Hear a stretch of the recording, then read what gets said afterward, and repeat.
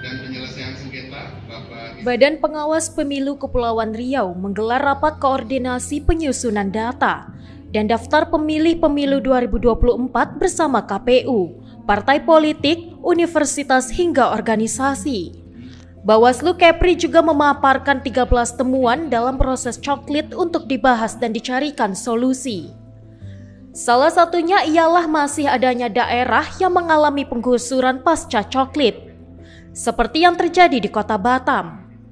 Bawaslu Kepri khawatir warga yang terdampak penggusuran akan sulit mendapatkan informasi soal pemilih hingga berujung pada hilangnya hak pilih dalam pemilu mendatang.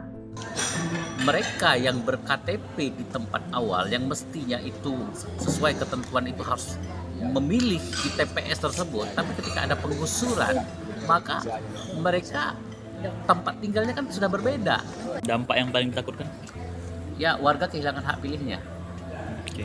Atau warga kehilangan hak pilihnya karena mereka itu tidak tahu TPS-nya di mana nanti, atau mereka tidak mendapatkan informasi yang akurat soal itu. Itu. Yang kedua, khawatirnya adalah ada pihak-pihak tertentu yang memanfaatkan karena mungkin mereka tidak memilih di TPS tersebut, sementara KTP-nya kan beralamat di lokasi tertentu, mereka di tempat lain, sehingga mereka DPT-nya dibuat berdasarkan alamat KTP kan. Nah, ketika mereka tidak menggunakan hak pilih itu akan dimanfaatkan oleh pihak tertentu. Kita khawatir itu diantaranya. Hingga saat ini Bawaslu Kepri belum dapat menyebut angka pasti jumlah warga yang terdampak penggusuran. Bawaslu berharap adanya koordinasi antar instansi terkait seperti KPU dan pemerintah setempat untuk mencarikan solusi atau mengantisipasi hilangnya hak pilih tersebut. Misalkan, sebenarnya kita berharap agar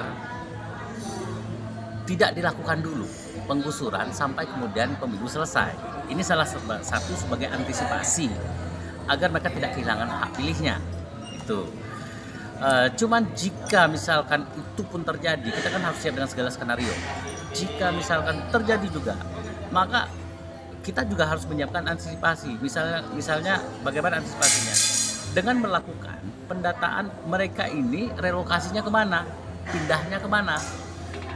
Kemudian kita juga menyampaikan, misalkan jika memang mereka nanti tidak pindah memilih, teman-teman di KPU juga sudah menyampaikan di tempat tersebut, misalkan sesuai dengan ketentuan tetap harus ada TPS, ya juga nanti akan diadakan TPS nanti itu, sehingga nanti orang-orang yang sudah direlokasi dapat datang. Cuman kan informasi ini harus di awal-awal kita sampaikan. Sementara itu, anggota KPU Kepri Priyo Handoko mengatakan, permasalahan pendataan data pemilu itu kini menjadi atensi KPU Kepri. Oleh karena itu, KPU Kepri berkoordinasi untuk mengawal dan memastikan data warga yang terdampak penggusuran agar tetap masuk dalam daftar pemilih.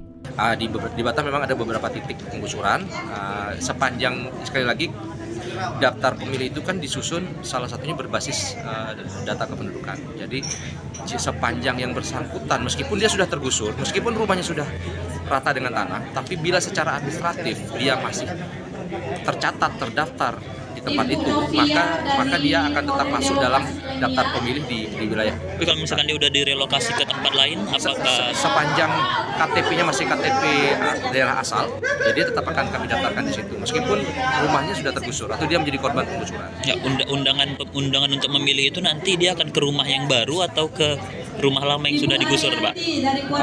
Ya nanti akan intinya sekarang karena ini masih dalam proses pendaftaran, kami pastikan dulu untuk saat ini yang bersangkutan tidak tercoret dari daftar pemilih. Dari Batam, Kepulauan Riau, Muhammad Khairuddin, UTV mengabarkan.